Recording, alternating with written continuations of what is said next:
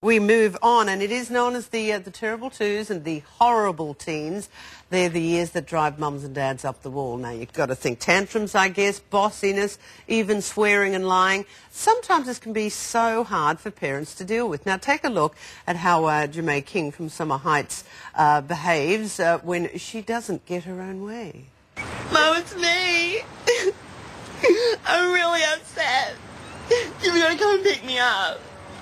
I am not going to see the school counsellor, you I hate this school. I do not want to be here. I will have no hesitation in smashing your doll's cupboard with a hammer, Mum. I'm serious. Or maybe I'll get pregnant. I am seriously going to, hyperventilate and die, and it will be your fault. Why are you the biggest in the world to me?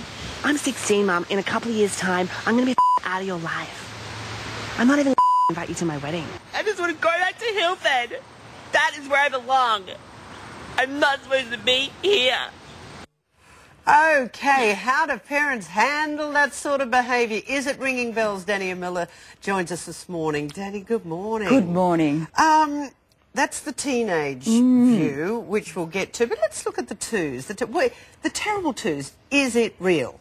Yeah, it is. Why twos? Yeah, we know that developmentally around the age of 2 to 3, depending on the child, they can get really quite frustrated because developmentally they're not able to do everything they'd like to do. We're not sure exactly what explains this terrible behaviour, but you ask any parent of a toddler and they'll tell you it's real. I thought I'd escaped until my daughter at about 3 went with me to IKEA one day and had the mother of all tantrums.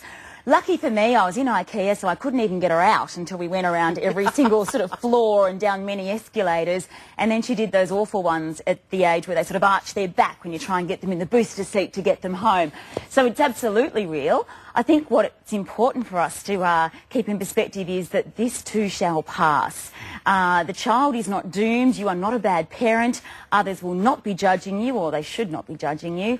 And it is a recognised milestone. It can be difficult, but it is almost to be expected as they make that transition into being able to reason. But it is a recognisable milestone in terms of behaviour. So they get to a certain level and they've got to keep pushing the envelope until they know what they can and can't achieve. And it can be a number of factors that can tilt a child over the edge. It can be tiredness, it can be overstimulation. No one really understands the recipe. Often as parents you try and sit at home and think, why did this happen to me? You know, I think sometimes we just have to put it down to experience, write it off as a bad day and start again the next day. Okay, start again the next day, and that's the best advice? Yeah, I think so. Okay, let's get to, perhaps an example as we saw in Summer Heights High there. Teenagers, they get to that age, whether it's boys or girls, and they can get really in your face. How does a parent deal with that? Yeah, we saw Jemay having a wonderful tantrum of her own. So tantrums don't necessarily subside after the age of 3. It can be very challenging parenting teens. Lots of people have many sort of questions and problems that they want addressed with their young people at this age. We do see, in many ways I say, blame the frontal lobes. The adolescent brain, just like the toddler brain, is still developing. I know that's, television, but let's assume parents recognise that behaviour. Yes. If you were mother of, what would you do and how would you react to that? Because I can hear, kids abusing their mothers and fathers. How do you react when that happens? Okay, it's important to recognise that adolescents are, number 1, emotional, and number 2, impulsive. So one of the things we need to give young people is some strategies around how they can process information and how they can resolve conflict peacefully. As a parent in a situation like that, it is ugly. So you almost need to sort of step back from it, try not to take it all too personally. Do you react to it? Yeah, look, I think if you do react too much, you can escalate it. But do you say, I'm sorry, that is just bad behaviour, you will not speak to me again like that? Yeah, when you do again, what do you do? Yeah, when I have conflict with my teen girls, and it can escalate to this point, I almost revert back to that, you know what, we need some time out, this is getting too heated, go away and have a think, we'll chat again in 5 or 10 minutes. Well, when you do that, they actually have calmed down and they can be far more reasonable.